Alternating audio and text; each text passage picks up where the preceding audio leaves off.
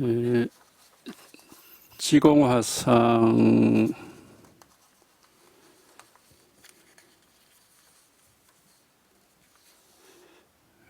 대성찬 11번째 시간입니다. 두 이름은 거대의 분별심으로 말미암아 생기니 분별심이 없으면 본래 진여이다. 이제 두 이름, 우리가 이제 이름이라는 게 기본적으로 하나만 있는 건 아니죠.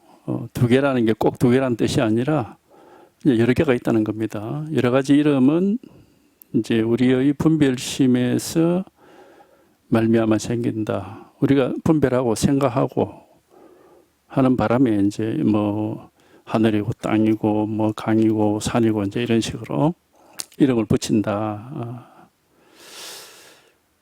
그래서 분별심이 없으면은 본래 진여이다. 네. 이제 진여라는 게 우리가 이제 불교에서는 세속에서 말하는 그 진리라는 그런 뜻이죠. 참진자에 같을 여자를 써가지고 참되고 변함이 없다 이제 그런 의미입니다. 그런 의미에서 이제 진여 이렇게 하는데 어쨌든 그런 뜻으로 이제 한 말입니다. 진리다. 헛된 게 아니라 참된 거다 이제 이런 말이죠. 그 참된 거란 거는 결국 이제 우리 불교에서는 헛된 거는 이제 번뇌가 있고 생사 우리가 보통 불교 배우면은 얘기하듯이 삶과 죽음을 떠돌면서 윤회한다. 이제 그런 이제 고통 속에서 산다는 거고 이제 진여라는 거는 이제 그런 게 없다는 겁니다. 그런 데서 벗어난다 이제 그런 말인데 이제 방편으로 이제 하는 말이죠. 이제 그런 말인데 결국 이제 여기서 문제 삼는 거는 뭐냐면은 그런 분별심이 이제 문제고 분별심만 극복이 되면은 이제 진리다.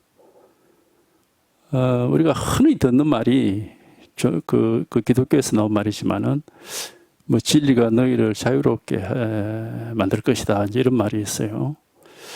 사실 그게 이제 종교가 뭔지를 이제 말해주는 말이죠.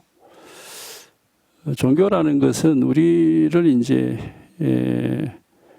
그런 어떤 번뇌에 얽매여 있는 것에서 벗어나게 해주는 그런 이제 우리 불교에서는 이제 해탈이라고 그러고 다른 데서는 이제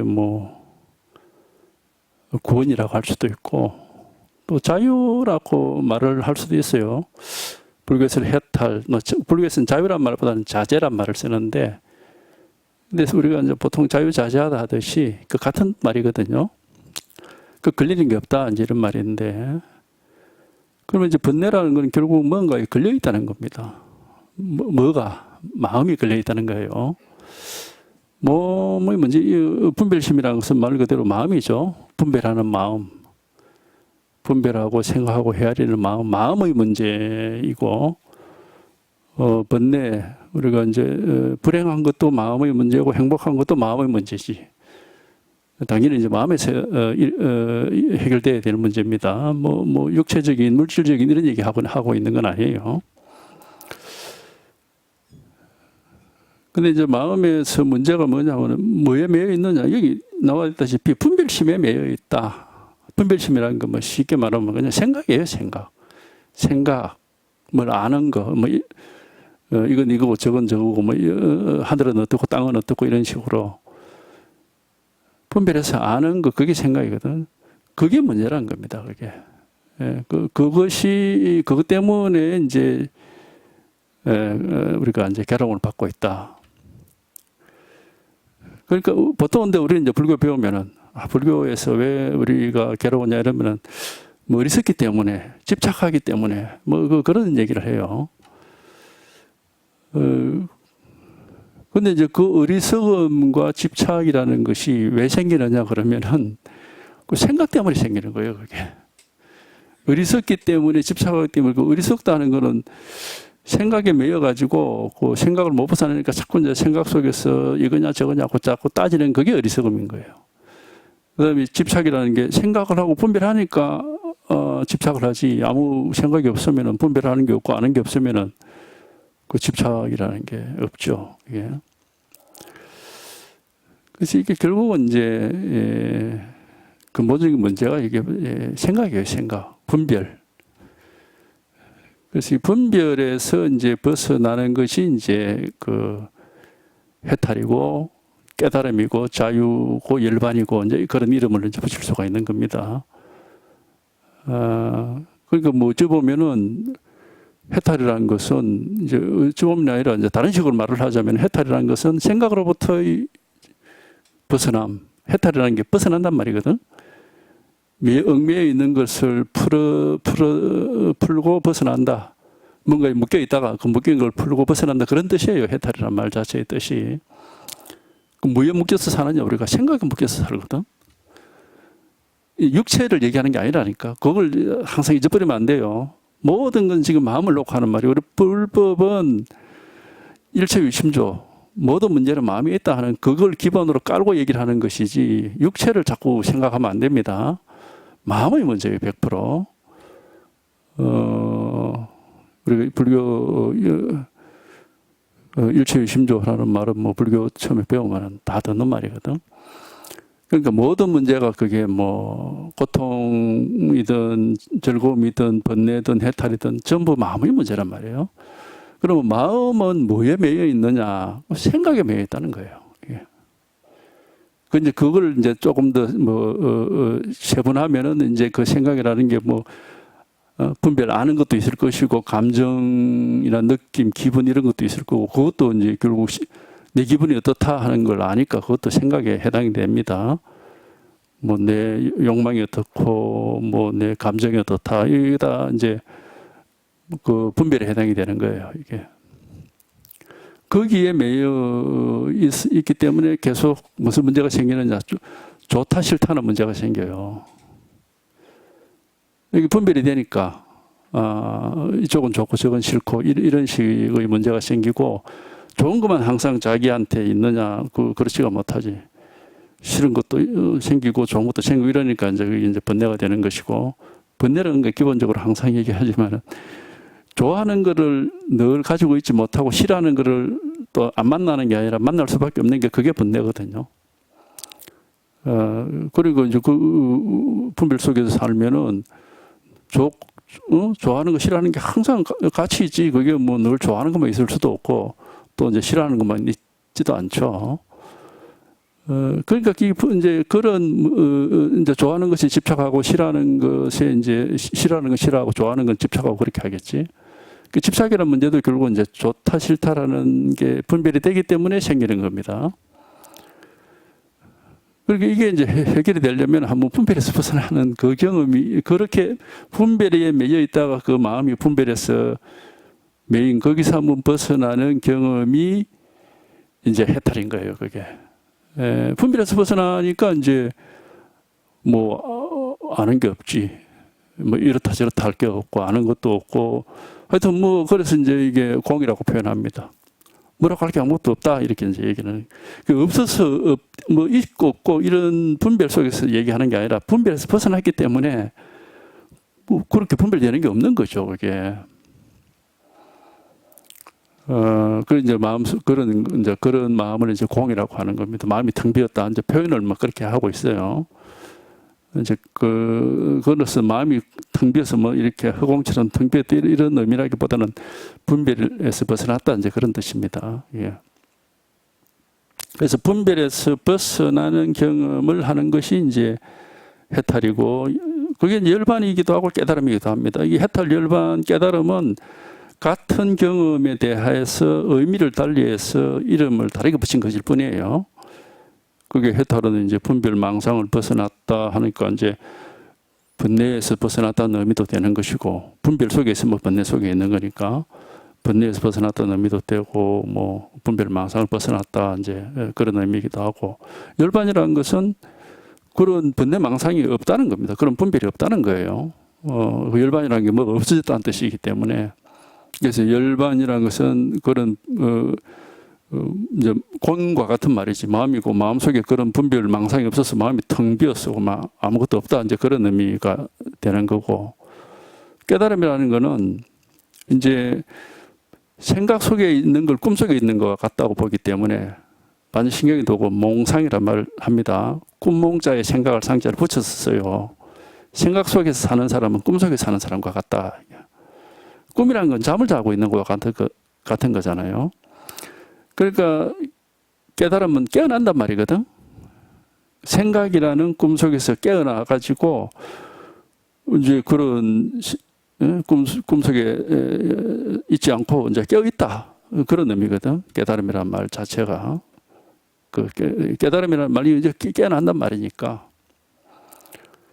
그러니까 이 하나의 경험에 대해서 이제 그 세 가지 의미를 가지고 얘기를 하고 있는 겁니다. 그래서 이제 이게 이제 한번 분별에서 벗어난 이런 체험을 해야 되는데, 이게 이제 분별에서 벗어나는 거기 때문에 알 수가 없어요. 어떻게 하면 그렇게 되느냐. 이제 이 공부를 처음 하는 사람들이 그런 질문을 많이 하거든. 그 분별에서 벗어나야 된다는 말은 이제 이해를 했는데, 그럼 어떻게 분별에서 벗어납니까? 이제 자꾸 그런 질문을 많이 합니다. 사실 뭐 누구든지 그렇게 질문할 수 있죠. 궁금하잖아. 그러면 그래, 분별에서 벗어나는 게 해탈이라면은, 그럼 어떻게 하면은 분별에서 벗어나고 생각을 벗어날 수 있느냐라고 이제 물어볼 수 있지. 근데 거기에 대한 답은 이렇게 하면 된다, 그렇게 말할 수가 없어요. 왜 그러냐면은 이렇게 하면 된다, 알겠냐 이러면은 그렇게 하면 되겠구나, 알겠습니다 이러면 그게 바로 생각이거든. 그리고 그건 생각을 벗어나게 만드는 게 아니고 계속 생각 속에 있게 만드는 거잖아요. 그렇기 때문에 생각을 벗어나는 게 어떤 겁니까? 그러면 그때는 뭐 하늘은 푸르고 흰구름 흘러가는구나, 이렇게 엉뚱한 소리를 하거나, 아니면은 이게 부처다, 이게 바로 생각을 벗어난 자리다, 뭐 이런 식으로 하거나, 이해할 수 없는 이제 이해할 수 없는 것을 가르칠 수밖에 없어요. 왜? 이해하는 건 다 생각이니까 이해할 수 있는 말은 해줄 수가 없는 겁니다. 생각을 벗어난 자리를 가르칠 때는 당연히 이해할 수 없고 알 수가 없는, 그러나 이제 깨어있기 때문에 생각을 벗어나서 사는 사람 입장에서는 그냥 이 자리인데 이렇게 얘기를 할 수 있어. 그냥 여기 이거지 이렇게 얘기하는데, 이제 이런 경험이 없는 사람은 그럼 뭘 가지고 이거지 하는지를 이제 뭐 알 수가 없으니까 깝깝하고 답답하지. 예. 좀 알아듣게 얘기를 해주세요. 자꾸 이제 그런 얘기를 하는 사람들이 있어요. 알아듣게 얘기하는 건 다 그 사람 생각에 맞게끔 얘기를 하는 건데, 그러면 생각을 벗어날 수가 없지. 알아들을 수 없는 얘기를 듣고 내가 생각을 벗어나야 되겠다라는 그런 발심을 가지고 계속 알아들을 수 없는 얘기를 듣다 보면은 어느 순간에 생각을 벗어나는 경험을 할 수 있는 겁니다. 그러니까 알아들을 수 없는 얘기라도 듣고 있을 수 있는 그런, 뭐라 해야 되노, 그런 자세가 돼 있어야 돼. 그런 발심이 돼 있어야 되는 거지. 알아들을 수 없는 얘기, 뭐 맨날 그 얘기 차부라 막 이러면 막 공부 못하는 거라. 그러면 이제 생각을 벗어날 기회가 없는 것이, 그러면은. 그러니까 생각을 벗어나는 길은 우리가 알 수가 없어요. 그걸 안다면은 벌써 얘기를 했겠지. 예? 석가모니 부처님이 이런 체험을 해가지고 생각을 벗어나는 길이 아주 간단하게 누구나 다 이해할 수 있는 거라면은 뭐 복잡하게 이렇게 불교 경전을 얘기 많이 할 필요가 없어요. 그것만 딱 얘기를 해서 요라만 하면 되니까 요라만 해라고 뭐 그걸로 끝나는 거지. 뭘로고 팔만대장경을 그래 복잡하게 얘기를 해놨겠습니까? 알 수가 없으니까. 이래도 말하고 저래도 말하고 온갖 방편을 써놓은 거예요. 예. 그러니까 그거를 이거는 내가 이해할 수 있는 게 아니구나, 그런 이제 기본적으로 그런 정도는 이제 알 수 없는 걸 알려고 하라는 게, 그게 이제 사실 어리석음이죠. 알 수 없는 것은 아는 게 아니고 체험을 해야 되는 겁니다. 깨달음이라는 것은 깨어 있는 사람은 자기 이런 이제 저 같은 입장에서는 그냥 이 자리지 하고 이거지, 또는 뭐 차 마셔라, 밥 먹어라, 식사했습니까, 오늘 날이 조금 뭐 시원합니다. 뭐라고 얘기하든지 간에 손가락을 세우든지 뭘 하든지 간에 어떻게 하더라도 무슨 말을 하더라도 생각을 벗어난 자리가 다 드러나 있거든요. 그러면 생각을 벗어난 자리가 말도 안 하고 행동도 안 하고 입 다물고 가만히 있는 게 생각을 벗어난 자리냐? 그건 아니에요. 그거는 그냥 생각을 안 하려고 하는 거지 생각을 벗어나는 건 아니에요. 그런 거는. 생각을 안 하는 거하고 생각을 벗어난 거하고는 전혀 다른 일입니다. 생각에서 해탈해가고 생각을 벗어났다고 해서 생각을 안 하는 건 아니거든요.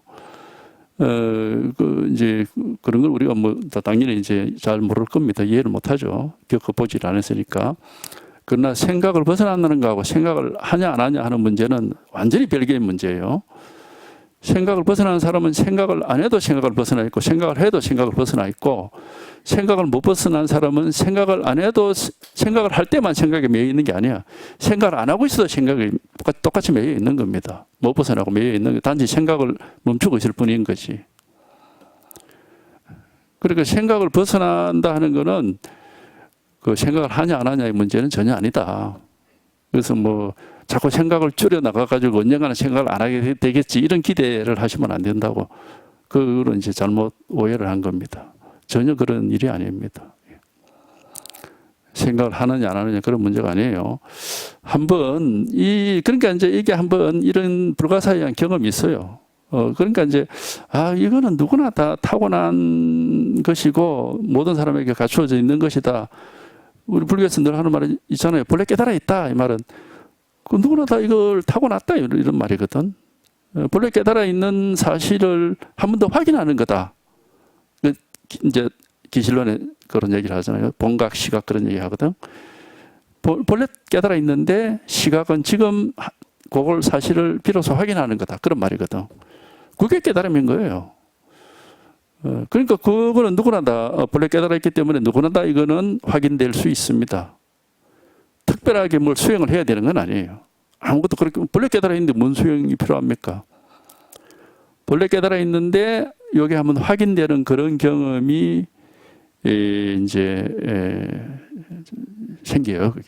그게 이제 불가사의하다고 하는 겁니다. 그게. 그런 경험이 와. 그러니까 몰라 자기는 모르지.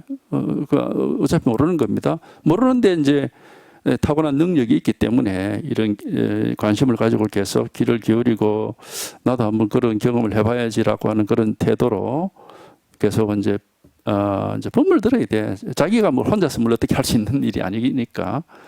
그래서 옛날부터 늘 깨닫고자 발심한 사람은 선식을 찾아가서 법을 들으라고 하는 거고, 법을 들으면 이제 계속 도가 뭐냐 이거다, 부처가 뭐냐 이거다, 깨달음이 뭐냐 이거다 하고 자꾸 이렇게 이제 이해를 할 수 없지만은 분명한 사실을 가르쳐 드리는 겁니다. 이해를 못하지만 이게 분명한 사실이에요. 부처가 뭡니까 했는데 차 한잔 해라. 이거 이해하는 게 아니고 깨달음을 그대로 딱 보여주고 지적해 드리는 거거든요. 이제 이해를 하면 안 돼. 이건 당연히 이해는 할 수가 없고, 분별에서 벗어나는 거 일인데 그걸 이해를 할 수는 없는 거예요. 이해가 아니고 이제 한번 분별을 벗어나는 그런 체험을 하는 겁니다. 이게. 그러니까 요거는 사실 누구나 다 본래 깨달아 있다 그 말이 이제 뭐 그것도 물론 방편을 하는 말이지만은 이제 그렇게 말하듯이 원래 중생에게는 불성이 있다. 뭐 그렇게 이제 말하기도 하고. 그러니까 이제 이거는 우리한테 날 때부터 가지고 있는 그런 능력이에요. 능력이라 해도 좋고 뭐 갖추어져 있는 거라고 해도 좋은데 우리 마음의 뭐 본래 모습이라 그렇게 보통 또 말하기도 합니다. 마음이 본래 태어날 때 가지고 있는 그 모습이다 그렇게 말하기도 하고. 어쩌면은 뭐 그 말도 일리가 있죠. 왜냐면은 태어난 이후에 우리가 막 보고 들었고 하면서 생각에 오염이 돼가지고 막 계속 생각 속에서 이제 살게 되니까. 태어난 아가 뭐 생각에 오염이 되지는 않겠죠. 태어난 이후에 이제 보고 듣고 막 살아가면서 생각을 자꾸 이렇게 배워가지고 나이가 들수록 더 많이 이제 생각에 더 많이 오염이 되는 거지. 뭐 경험을 통해서 자꾸 이제 생각이 이제 많아지는 거니까. 예. 근데 이제 그게 이제 오염이 된다 이제 말은 그렇게 하는데 실제로는 또 이제 우리 마음의 본래 깨끗함은 결코 오염될 수 없다. 그렇게도 이제 말을 합니다. 그 말도 맞아요. 그렇게 말할 수도 있습니다.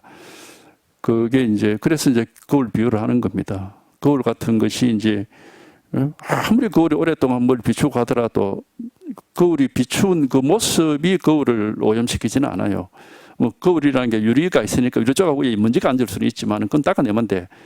근데 거울 텅 빈 거울 자체가 거울이 뭘 비출 때 그 비춘 모습이 거울을 오염시키지는 않잖아요. 그냥 그건 그때 지나가면 끝이는 거지. 끝이고 항상 텅 비어 있는 거지. 우리가 타고난 본래 마음도 실상은 그렇다 이겁니다. 근데 우리는 왜 자기가 보고 들은 것에 막 오염이 돼가지고 맨날 그게 매여서 사느냐? 그게 이제 생각이 그렇게 한다는 거예요. 예. 생각이 자꾸 이제 그런 걸 기억을 해가지고 자기도 모르게 자꾸 이제 그런 식으로 매여서 산다는 겁니다. 그래서 한번 이제 이런 생각을 벗어난 체험을 함으로 해가지고 불가사의하지만은 이제 그렇게 돼요.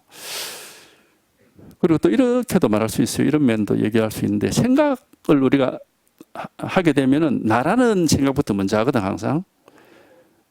나라는 생각이 1번이고 그 다음에 이제 나와 관련되는 다른 것들.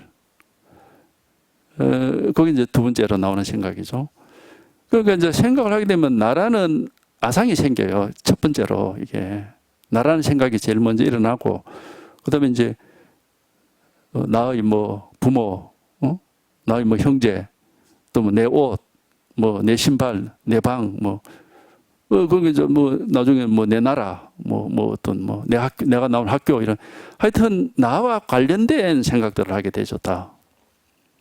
그게 이제 거기에 이제 오염이 되는 거고 집착이 되는 건데 그럼 근본적으로 그런 오염의 집착의 가운데는 뭐가 있느냐? 나라는 게 있어요. 나라는 생각이 있는 거지. 그러니까는 이 나라는 생각이 있어, 나라는 뭐가 있다 이렇게 이제 여기게 되니까 그런 생각이 무의식 중에 있는 겁니다. 이걸 무의식적으로 하고 있는 게 아니라 자기도 모르게 그렇게 하는 거니까 그런 생각을 가지고 있다 보니까 계속 뭐랄까 나라는 것이 어떤 불안한 거예요 이게. 이제 그게 이제 참 이제 원인을 알 수 없는 불안감이라는 거라고 얘기할 수 있는데 어떤 그 근원으로부터 좀 분리되어 있는 그런 느낌이랄까. 이제 그런 불안감이라는 게 있는 그거는 이제 스스로는 잘 모르는데 나중에 이제 생각을 벗어나 보면은 이제 그런 걸 이제 알 수가 있게 되는데 생각을 벗어나 버리면은 나라는 게 사라지는데 어떻게 사라지느냐 하면은 나라는 게 사라지고 나면은 뭐가 결국 있느냐 하면은 그냥 무한하고 영원하고 끝없는 뭔가가 있거든요, 이게. 그러니까 뭐라고 할 수는 없는데 이거는 끝이 없어. 무한하고 영원한 뭔가가 이렇게 있거든요. 이게 살아있거든, 이게. 그러니까 여기는 뭐 어떤 분별이 되는 게 아니고 끝이 없으니까 나라는 이름이 여기는 그런 생각이라는 게 해당이 안 됩니다. 그러니까 그 옛날에 누가 뭐 그런 비유를 했는데 한 방울 물이 공중에 떠 있다가 바다 위로 똑 떨어지면은 그 한 방울 물이 무한한 바다가 된다. 이제 그런 비유를 했는데 그런 비유를 할 만한 그런 경험이거든요, 이게. 그러니까 나라는 게 없어지고 그냥 무한하고 영원한 어떤 뭐라고 할 수 없지만은 그건 이게 살아있는 거예요, 그냥 이렇게. 뭐라고 할 수는 없는데 뭐 이거는 분별이 안 되니까 뭐라고 할 수는 없죠. 근데 이게 살아 있어요, 그냥 이렇게 이제 살아 있다는 표현을 할 수밖에 없는 게 우리가 뭐 이렇게 살아 있으니까. 그러니까 나가 사라지고 이제 뭐라고 분별할 수 있는 것이 이제 다 없어지니까 이걸 우리가 뭐 불교에서는 아공, 법공 뭐 그렇게 얘기해요. 나도 없고 법도 없다. 법이라는 게 기본적으로 나와 세상을 이루고 있는 그거를 법이라고 그러거든요. 그런 요소, 그걸 법이라고 그러는데 그런 것도 없다 이 말입니다. 나라고 할 것도 없고 나와 세상을 이루고 있는 뭔가 이렇게 요소라고 할 것도 없다. 그런 게 다 이제 분별이거든, 사실은 그게. 그래서 이 무한함 이것은 여기에는 시간도 없고 과거, 현재, 미래도 없고 뭐 이루어지고 뭐 부서지고 이런 변화도 없고 뭐 아무 뭐라고 할 게 없어 그냥. 근데 이렇게 늘 살아 있고 이렇죠 이게. 이제 이런 면에서도 이제 우리가 이제 번뇌를 벗어나서 이제 어떻게 되느냐. 그래서 아마 우리 불교 당시에 우파니샤드에 뭐 버마일려 이런 소리가 있었다고 하는데, 그 이제 버마일려란 말은 그런 뜻이에요. 창조주와 나가 둘이 아니다. 뭐 이런 말인데, 창조주라는 게 결국 이제 우주의 근본을 가리키는 거니까. 그래서 이제 그런 표현도 뭐 어떤 면에서는 이제 가능한 거죠. 왜 결국 이런 경험이라는 게 안팎이 없어져 버리는 그런 경험이라고 할 수 있고, 나라는 생각, 뭐 법이라는 생각, 도라는 생각, 뭐 그런 게 없어지고 그냥 무한하고 끝없는 뭐라고 얘기할 수 없는 이것만 이렇게 살아 있기 때문에 뭐 그렇게 말할 수도 있겠죠. 그러니까 이제 하여튼 이런 체험입니다. 이게 이제 결국 여기는 뭐 어떤 생각이란 게 없어요. 어떤 분별이랄 게, 그런 분별에 사로잡혀 있거나 생각에 사로잡혀 있거나 이런 게 전혀 없거든, 이게. 그러니까 여기에 한번 딱 들어맞는, 이거는 없는 걸 만들어내는 게 아니에요. 이미 우리한테 갖춰져 있는 거고, 문제는 이제 여기 한번 딱 들어맞는 경험이라고 할 수 있어요. 딱 들어맞으면 이게 이제 실감이 되니까 확인하는 체험인 거죠. 그러니까 깨달음은 확인하는 체험입니다. 우리가 본래 이렇게 깨달아 있다. 이렇게 이제 이걸 진여라 그러면 우리 스스로가 본래 진여다 하는 사실이 이렇게 확인되는 체험인 거예요, 이게. 그래서 정덕이란 말을 합니다. 정이라는 게 경험적으로 증명한단 말이거든. 증명이 된다 이런 말이잖아요. 정덕, 뭐 정험 이런 말을 하거든. 정오, 깨달음이란 말을 쓸 때 이 정이란 말을 쓰는데, 정이라는 게 증명한단 말이거든. 그 경험적으로 이게 증명이 된다. 원래 깨달아 있다는 사실이 증명이 되는 거예요. 이제 그런 거거든, 이게. 그러니까 여기 하여튼 이런 체험이 이제 그냥 말을 듣자마자 이렇게 탁 되고 그렇지는 않고, 관심을 가지고 계속 귀를 기울이고 하다 보면은 이제 그런 경험이 자기도 모르게 문득 생각에서 벗어나서 생각할 수 없는 이 세계에 이렇게 통하는 이제 그런 경험이 있습니다.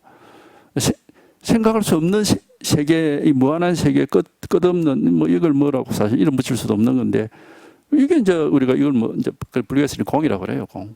이게 진실한 거예요, 이게. 근데 살아 있고 깨어 있어 뭐든지 다 하고 있으니까. 그리고 어떤 뭘 어떻게 하더라도 항상 텅 비고 깨끗하다, 뭐 그렇게 이제 말로는 그렇게 할 수 있죠. 아무 일이 없다, 이제 그렇게 말할 수 있는 겁니다.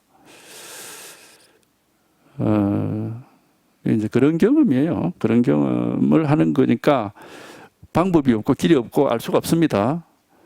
아는 게 다 망상이에요. 아는 것이 항상 문제입니다. 만약 분별심을 가지고 부처를 찾으려 한다면은 거물을 가지고 산에서 물고기를 잡으려는 짓이어서 헛되이 예만 쓸 뿐 이익이 없으니 얼마나 부질없는 공부인가.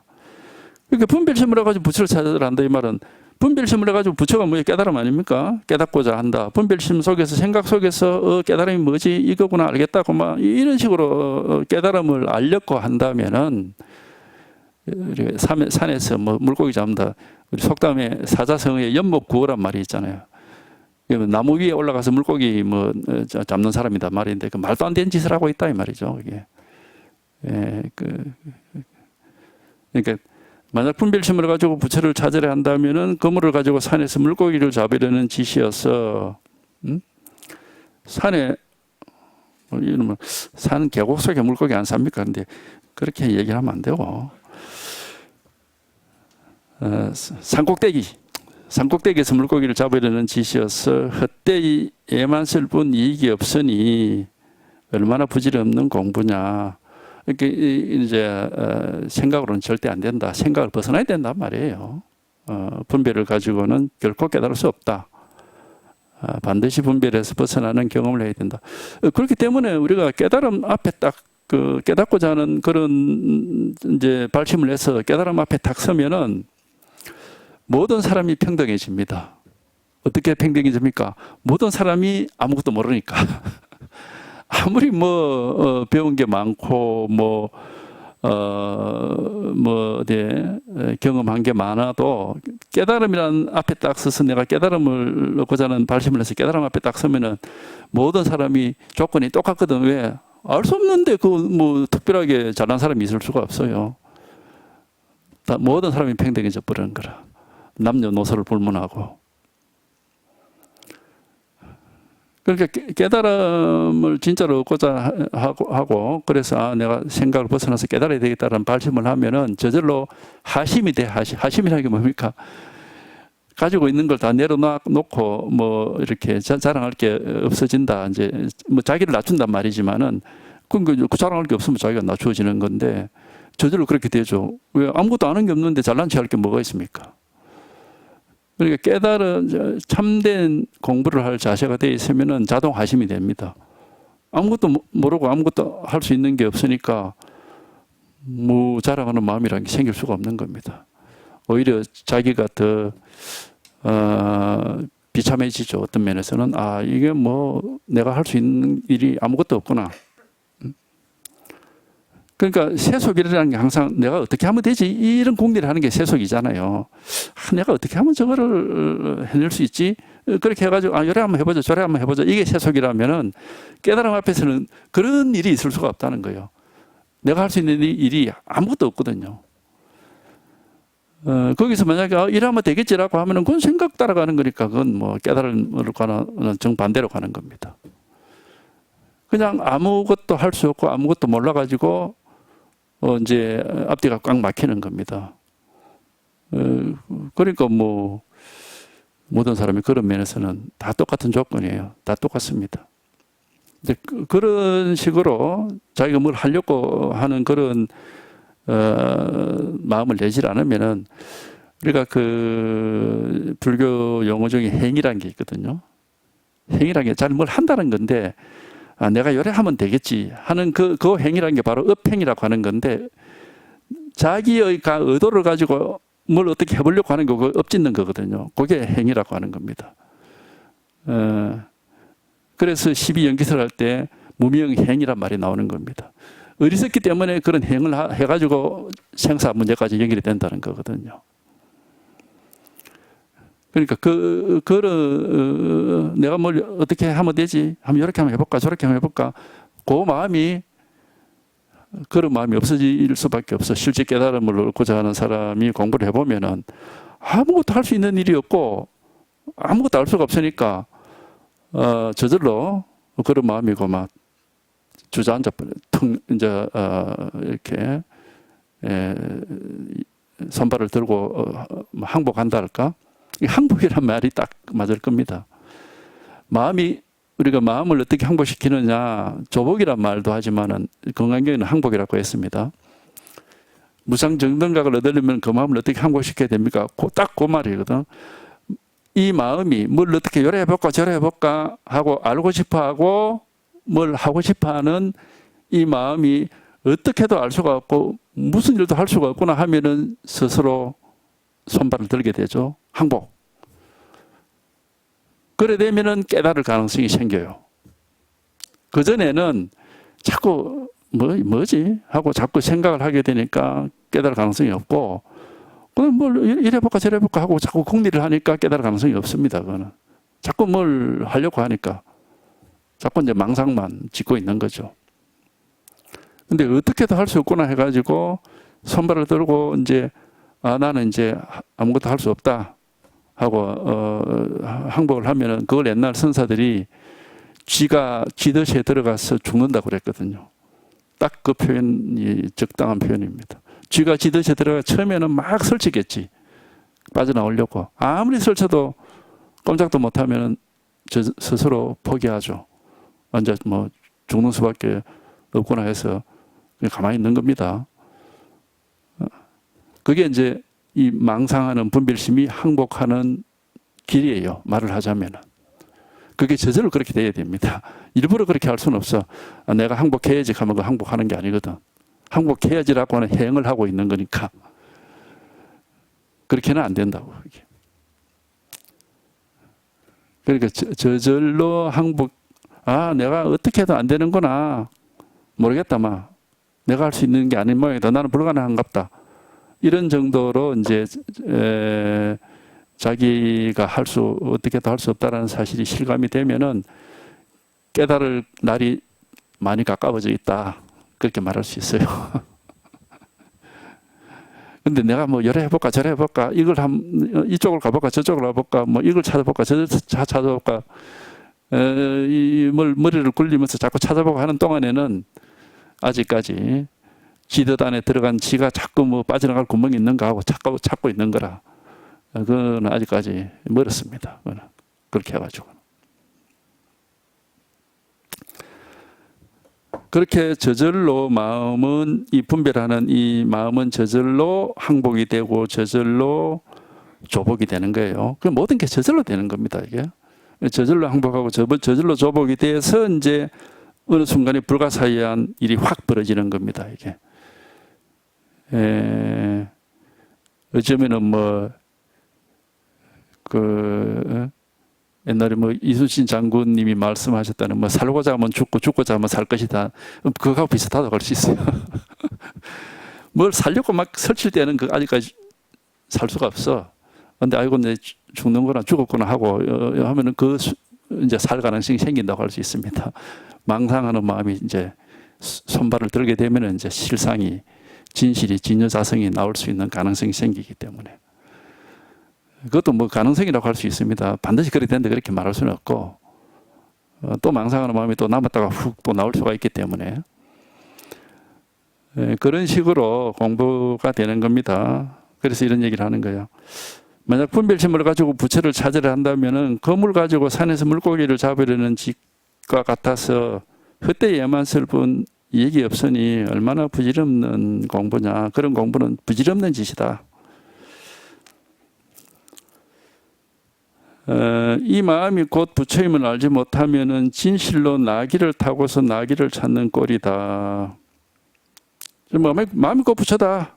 요 적심적불 그렇게 말했어요. 적심시불 이렇게 말하기도 하는데 같은 말입니다. 이 마음이 바로 부처다 이제 이런 말인데, 그러니까 이걸 마음이라든 부처라든 어쨌든 요걸 이제 가르치는 건데, 그러니까 이제 우리가 이제 보통 우리 이제 이런 범부 중생들이 알고 있는 마음이라는 것은 부처라기보다는 망상하는 마음, 중생의 마음이죠. 중생의 마음은 분별하고 생각하고 망상하는 마음인데, 문득 그 분별 생각을 벗어나면은 내나 똑같은 마음이지만은 분별하고 생각하는 그걸 극복하는 순간에 바로 부처의 마음이 된다. 그게 깨달음이 된다는 겁니다. 그런 의미에서 이제 마음이 곧 부처다 이제 그렇게 말하는 것이고, 이제 중생이나 부처나 똑같은 마음이에요. 똑같은 마음인데 하여튼 분별 생각에 사로잡혀 있다가 거기에 매여 살다가 거기서 한번 벗어나는 체험을 하면은 똑같은 마음이고 겉으로도 똑같이 살아요. 더 달라질 거 없습니다. 그런데 이제 자기 마음이 옛날하고는 다른 마음이 되는 거예요. 이제 똑같이 보고 똑같이 듣고 똑같이 생각하고 똑같이 말하고 하는데 이제 그 번뇌에서 이제 자꾸 벗어나게 된다고. 거기에 매여 사는 게 아니고 거기서 벗어나. 그래서 이제 하는 말이 보아도 보는 게 없고 들어도 듣는 게 없고 말해도 말하는 게 아니고 생각해도 생각하는 게 아니다 이런 식으로 말을 하는 겁니다. 왜 이제 그런데 매여 살질 않기 때문에. 이제 그런 경험이 이제 일어나는 겁니다. 이게 우리 중생을 구제하는 길이고, 종교적으로 말하면 이제 자유를 얻는 것이고 해탈하는 것이고 구원을 얻는 겁니다. 이게 이제 불교에서는 이거를 이제 해탈, 열반 이렇게 이제 중생 제도 그렇게 표현하고, 보라문교에서는 범하인려 이렇게 표현하고, 이제 기독교라면은 피조물인 인간과 창조주인 하느님이 이제 다시 하나가 된다. 에덴 동산에서 쫓겨났다가 다시 에덴 동산으로 가서 하나님하고 같이 산다. 이제 그런 말이 되겠죠. 이 종교라는 게 딱 구조가 똑같아요. 인간이 구제를 받는다는 거는 이걸 이제 생각 속에서 이렇게 망상을 하다가 생각을 벗어나서 이제 그 근원으로 돌아간다. 뭐 보통 막 그렇게 얘기를 하잖아요. 근원으로 돌아간다. 본래의 모습으로 돌아간다. 뭐 그렇게 말할 수도 있을 것이고. 이 경험인 겁니다. 다른 거 없어요. 근데 뭐 하도 막 얘기가 막 여러 가지 복잡하게 막 뒤섞여 있으니까 사람들이 그걸 잘 모르는데 사실은 이제 요 하나의 경험인 겁니다. 여기서 한번 이런 생각을 벗어나고 분별을 벗어나는 경험을 해보면 무한한 내가 있는 게 아니에요. 나라는 거는 그냥 생각이 만들어낸 허상입니다. 그걸 우리가 아상이라고 그러잖아요. 내가 있는 게 아니라 이 무한한 세계가 있는 겁니다. 이것이 진실한 거예요. 그 나머지 일들은 그만 그냥 지나가는 일들이 뿐이고, 그래서 이제 허망하다 이렇게 얘기를 하는 거죠. 근데 이걸 이제 우리가 뭐 여기서 진여라고 그러니까, 진여란 말이 뭐냐? 진실을 하고 여여하다 이 말이니까 변함이 없다 이런 말이거든. 여여하단 말은. 그 진실한 것은 변함이 없는 거예요. 변하는 것은 뭐냐? 진실하지 않다, 허망하다 이 말입니다.